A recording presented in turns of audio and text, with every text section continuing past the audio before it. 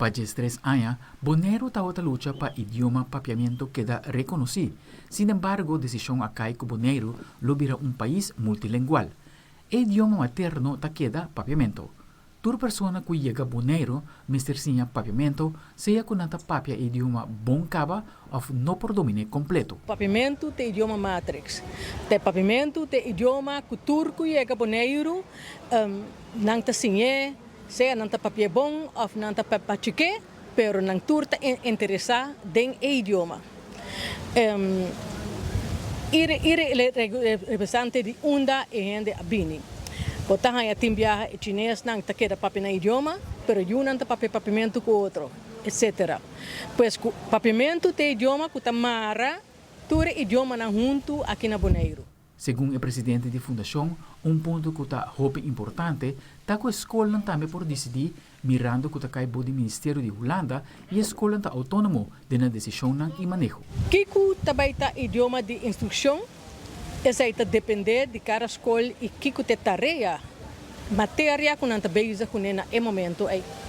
Pois, por hanya, donando les de manque, por exemplo, aritmética, bopo dune na inglês, bopo na espanhol, bopo na holandês, tá depende kiko na escola também tá decidir, não? Para sobre isso também é ponto hopi importante para Bonaire, para sobre que nós tá cai, nos educação tá cai bo de Ministério de Holanda, OCW, anto escola tá autônomo tenang decisão. A decisão do governo para ser Bonaire multilingual está trazendo uma responsabilidade para a entidade também.